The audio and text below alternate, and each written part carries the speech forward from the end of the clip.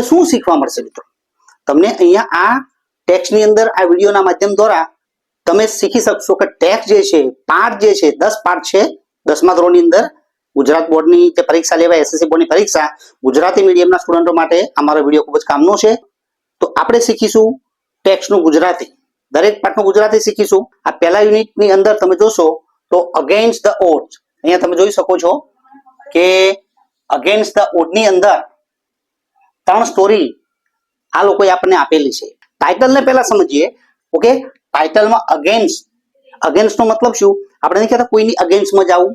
Okay, આપણે કોઈની વિરુદ્ધમાં જઈએ, કોઈની વિરુદ્ધમાં બોલીએ, બોલવું તો ન જોઈએ પણ બોલીએ તો અગેન્સ્ટમાં જઈએ એવું કહીશ તો અગેન્સ્ટ એટલે ની સામે, અહીંયા પડકારોની સામે.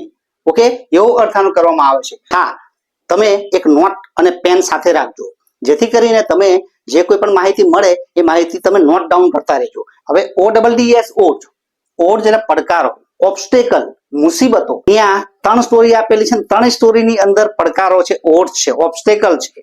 ટ્રેક્સ ટુ તાજનગર, તાજનગરના રેલવેના પાટા. હવે તમે જુઓ છો કે અમુક જગ્યાએ હાઇલાઇટ કરી છે શબ્દોની, તો એને પહેલા સમજી લઈએ. પહેલો શબ્દ છે લોબી. ઓકે, મૂળ શબ્દ છે ટુ લોબી. ટુ લોબી એટલે કે આપણે તમને ખ્યાલ હોય કે લોકો પોતાની માંગણીઓ સંતોષાવવા માટે થઈને આમ જૂથ બનાવીને રોડ પર બેસી જાય, કોઈ ઓફિસની સામે બેસી જાય, કોઈ સંસ્થાની પાસે કોઈ મનાવવાનું હોય તો ત્યાં બેસે અને એ લોબી કરે. એટલે કે કોઈ વાત મનાવવા માટે પ્રયત્નો કરવા, એક સમૂહ આખો. પણ અહીંયા લોબી એટલે આપણે પાઠને સમજવા માટે શું સમજવાનું છે? માગણી કરવી, ભેગા મળીને કોઈ વસ્તુ માટે માગણી કરવી, અને કહેવાય લોબી. મૂળ શબ્દ છે લોબી, LOBBY આવશે. ત્યાર પછી તમે જોશો તો ડિમાન્ડ વોઝ નોટ મેટ, આવો એક શબ્દ જૂથ વાપરેલો છે. ઓકે, ટુ મીટ સમવન્સ ડિમાન્ડ, એનો મતલબ થાય છે કે માગણી સંતોષાવી. ટુ પુલ ઇન, મૂળ શબ્દ છે ટુ પુલ ઇન, અહીંયા પુલ ઇન વાપર્યું છે. ટુ પુલ ઇન એ શબ્દ છે ટુ પુલ ઇન, ભંડોળ ભેગું કરવું, પૈસા ભેગા કરવા. ઓકે, એને કહેવાય ટુ પુલ ઇન. ત્યાર પછી અહીંયા તમે જોશો છેલ્લે on there on. On there on એટલે પોતાની જાતે.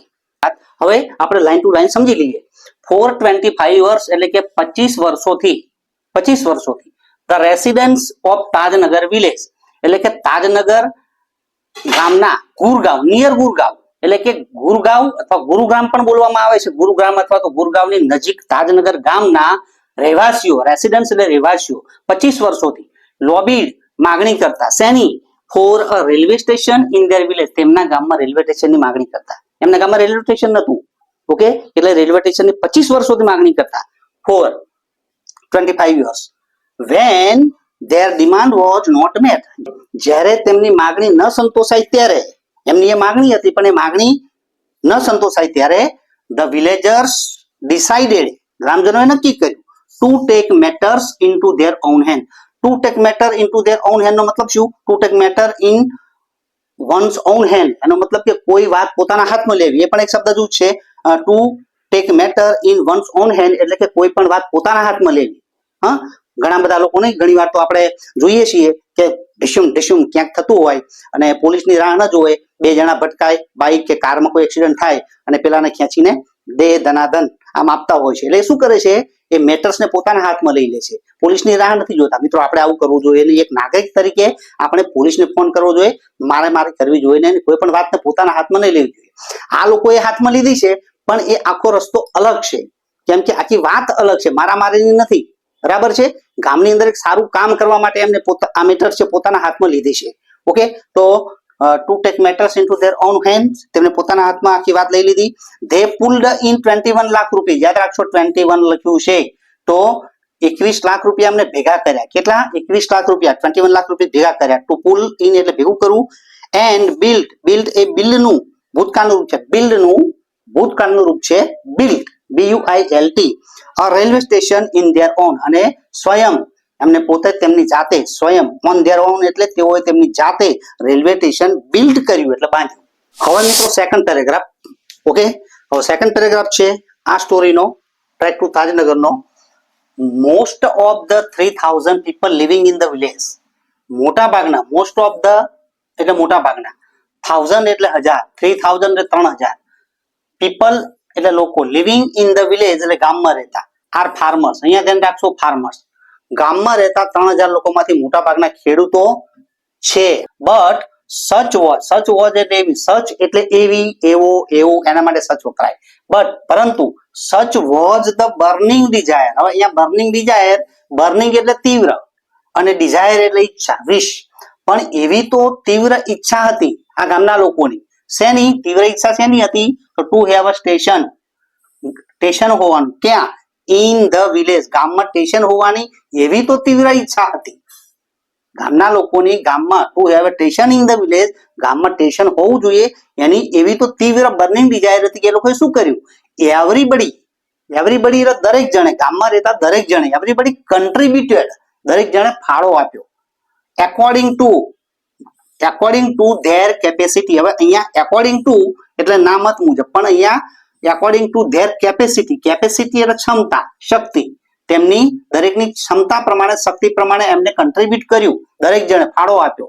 હવે અહીંયા વાક્ય ચેન્જ થશે. રેન્જિંગ ફ્રોમ થી માંડીને, રેન્જ શબ્દ કોઈ રેશિયો હોય, જેમ કે 5 થી માંડીને 20 નંબર સુધીના વિદ્યાર્થીઓ આવી જાય તો 5 થી 20 નંબરના વિદ્યાર્થીઓ, ranging from 5 number to 20 number એવું કહી શકાય. એટલે થી માંડીને, તો રેન્જિંગ ફ્રોમ એટલે કે કેટલાથી માંડીને? 3000 રૂપીસ, 3000 રૂપિયાથી માંડીને ક્યાં સુધી? ટુ 75,000, 75 લખ્યું છે એટલે કે 75, 75,000, 75,000 રૂપિયા સુધી. એટલે કે ઓછામાં ઓછા પૈસા આપનાર વ્યક્તિ કેટલી છે?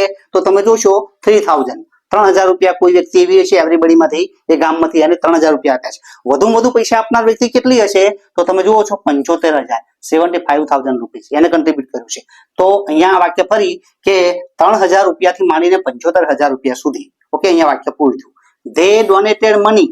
હવે અહીંયા તમે જોશો કે આ જે વાક્ય છે એ કોકનું બોલેલું વાક્ય છે. એટલે કોઈનું બોલેલું વાક્ય હોય એટલે આ પ્રમાણે ડબલ અવતરણ ચિહ્નોમાં મુકાય છે. ઓકે, જે સીધે સીધું કોઈ બોલ્યું હોય એ પ્રમાણે મૂકવામાં આવ્યું છે. તો they donated money for the station. તેઓએ, ધે એટલે ગ્રામજનોએ, ડોનેટેડ એટલે આપ્યા, ભંડોળ આપ્યું, ફાળો આપ્યો. Okay, they donated money for the station, station માટે એમને પૈસા આપ્યા. એન્ડ વી એટલે કે ગામના જે કમિટી મેમ્બર્સ હશે એ લોકોએ એ કહે છે કે we started the construction. Construction એટલે બાંધકામ.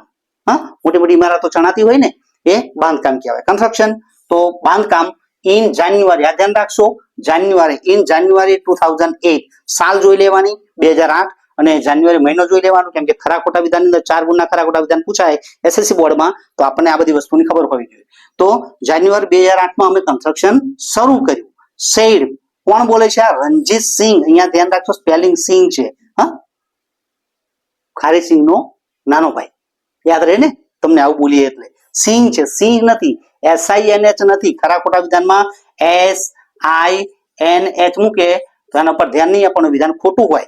રણજીત સિંહ અ ફોર્મર, ફોર્મર એટલે ભૂતપૂર્વ, પહેલા બની ગયા હોય, હાલમાં ના હોય, પણ પહેલા બની ગયા, પહેલા હોદ્દા ઉપર હોય, અત્યારે કોઈ બીજો હોય, પણ આ રણજીત સિંહ એ પહેલાના, ફોર્મર એટલે ભૂતપૂર્વ વિલેજ સરપંચ આ બોલ્યા. ઓકે, તો અહીંયા પણ ધ્યાન રાખવાનું છે કે રણજીત સિંહ છે એ ફોર્મર વિલેજ સરપંચ છે, એટલે કે પહેલાના ભૂતપૂર્વ સરપંચ છે. There are a large number of people living in the village who need to go to Gurgaon, Delhi and Rewar. Gurgaon, Delhi અને રેવાર જવા વાળા ઘણા બધા લોકોની સંખ્યા આ ગામમાં છે. લાર્જ નંબર ઓફ એટલે ની સંખ્યા, લોકોની સંખ્યા આ ગામમાં છે. એવા ઘણા બધા લોકો આ ગામમાં રહે છે કે જેમને વારંવાર છાસવાર ગુરગાંવ છે, દિલ્હી છે અને રેવાર જવું પડે તેમ છે. There are students who go to colleges.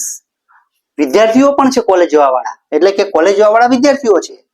Teal now, teal નાવ એટલે હમણાં સુધી, હમણાં સુધી, ટીલ નાવ.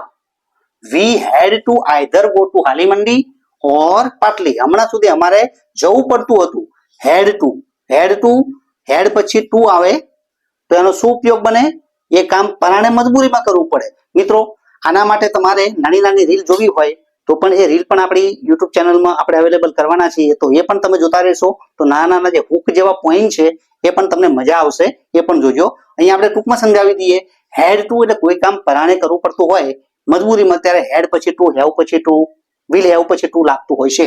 તો વી હેડ two either go to Halimandi ઓર પાટલી. કાં તો અમારે હાલીમંડી જવું પડતું હતું અથવા તો પાટલી જવું પડતું હતું. શા માટે? To catch a train. To catch a train. Catch એટલે ક્રિકેટની જેમ દડો નથી ઝીલવાનો. ઓકે, અહીંયા તમારે કેચ એટલે પકડવાનું છે, ટ્રેનમાં બેસવાનું છે. તો ટ્રેનમાં બેસવા માટે. Both the stations are 6 kilometres away. આ બંને સ્ટેશનો 6 કિલોમીટર દૂર છે. જો ગામમાં આ સ્ટેશન જે છે એ દૂર છે ફ્રોમ તાજનગરથી. both the stations are 6 kilometers away from તાજનગરથી 6 કિલોમીટર, યાદ રાખવાનું છે 6 કિલોમીટર આવે છે. we thought, અમે વિચાર્યું, we મતલબ કે ગ્રામજનોએ શું વિચાર્યું છે કે we thought when the railway lines passed through the village, ગામમાંથી જ રેલવે લાઈન પસાર થાય છે, ટ્રેનના પાટા છે, લાઈન છે એ ગામમાંથી જ પસાર થાય છે. તો we would have a station here, અમારે અહીંયા સ્ટેશન હોવું જોઈએ. but that didn't happen એટલે બનવું, પણ એવું બન્યું નહીં. જે માગણી કરી હતી એ માગણી સંતોષાઈ નહીં ગ્રામજનોની. so we raised the demand, એટલા માટે અમે માગણી કરી. in 1982 માં આ લોકો કહે છે કે અમે માગણી ઊભી કરી and have been continuously asking for it, અને હજી સુધી પણ એને અમે સતતપણે અવિરતપણે કન્ટિન્યુઅસલી તેની માગણી, આસ્કિંગ એટલે માગવું, માગણી કરી રહ્યા છીએ. બટ ધ રેલવે ટોલ્ડ અસ, પણ રેલવે અમને કહ્યું કે they did not have funds એટલે ભંડોળ, પૈસા, કે તેમની પાસે પૈસા નથી. so finally we decided, ગ્રામજનો કહે છે કે અમે નક્કી કર્યું છેવટે, તેથી અમે છેવટે નક્કી કર્યું to craft our own destiny. હવે મિત્રો અહીંયા બે શબ્દો છે. ટુ ક્રાફ્ટ એટલે ઘડવું, ટુ ક્રાફ્ટ નો મતલબ થાય ઘડવું, ઘાટ આપવું. ડેસ્ટિની શબ્દ છે એટલે ભાગ્ય, નસીબ. તો અમે અમારું ભાગ્ય, ઓન એટલે જાતે, સ્વયં, અવર ઓન ડેસ્ટિની, અમારું ભાગ્ય અમે જાતે ઘડવાનો નિર્ણય કર્યો. સેડ હુકમચંદ, અહીંયા યાદ રાખવાનું છે, હુકુમ નથી, અહીંયા ધ્યાન રાખજો, ખરા ખોટા વિધાનમાં હુકમ છે એ છે. Said Hukumchand a member of the committee, આ બધું જ કોને કહ્યું છે કે જે કમિટી બનાવી છે પૈસા ઉઘરાવવાની આ કામ કરવા માટે, એનો જે કમિટીનો મેમ્બર છે હુકમચંદ, એ આ બધું કહે છે, એ બોલ્યા આ બધું. As a result panchayat passed resolution એટલે ઠરાવ. 2008 માં પંચાયતે આના પરિણામે એક ઠરાવ પાસ કર્યો, સેઇંગ ધેટ, એવું કહીને કે since the railway was not able to build a station, કે રેલવે છે એ સ્ટેશન બાંધવા માટે સક્ષમ ન હોવાથી, railway was not able to build a station for them, તેમના માટે, they would do it for themselves, અને એ કામ તેઓ તેમની જાતે કરશે, themselves તેમની જાતે સ્વયં કરશે. And with their on money, અને તેમના પોતાના પૈસાથી. soon an 11 member team was formed, અને તરત જ 11 સભ્યોની ટીમ બનાવી દેવામાં આવી. and the team started collecting money from villagers, અને આ ટીમે લોકોની પાસેથી, ગ્રામજનો પાસેથી પૈસા ઉઘરાવવાની શરૂઆત કરી. on 7 January 2010, as a result of their efforts, એટલે કે તેમના પ્રયત્નોના પરિણામે, the first railway station in the country એટલે દેશનું પ્રથમ રેલવે સ્ટેશન, on which એટલે કે જેમાં, અહીંયા on which નો મતલબ થશે જેમાં, કે જેની ઉપર, જેમાં, the railway did not have to spend, railway ખાતાએ એક પણ રૂપિયો, a single rupee, એક પણ રૂપિયો ખર્ચવો પડ્યો હતો નહીં. have to spend એટલે ખર્ચવું, અને have to spend a single rupee, એક પણ રૂપિયો ખર્ચ્યો હતો નહીં. started operation એટલે કે શરૂ થયું, કાર્યાન્વિત થયું. started operation નો મતલબ શરૂ થયું. તો આ પ્રમાણે મિત્રો આજે આપણે આ 3 સ્ટોરીમાંથી એક સ્ટોરીનું ટ્રાન્સલેશન દ્વારા શીખ્યા. હવે બીજી સ્ટોરી, કેમ કે પાઠ લાંબો છે એટલે બીજો એક પાઠ અથવા બીજો એક ભાગ છે એ હું લઈશ, બરાબર, અને પછી ત્રીજો પાઠ, અને ત્યાર પછી જરૂરિયાત પ્રમાણે આપણે ક્વેશ્ચન આન્સર છે, ટ્રુ ફોલ્સ, આ બધાની વાત કરીશું. તો મિત્રો ચેનલને સબસ્ક્રાઇબ કરજો, લાઈક કરજો, શેર કરજો, કોમેન્ટ કરજો, બરાબર. અને એસએસસી બોર્ડની પરીક્ષામાં સારી તૈયારી કરો એના માટે પણ તમે મારી સાથે જોડાયેલા રહેજો. મળીએ આવા બીજા બ્લોગની અંદર, ઓકે, ટીચિંગ વિડીયોની અંદર. ત્યાં સુધી રજા આપજો, આવજો, બાય બાય.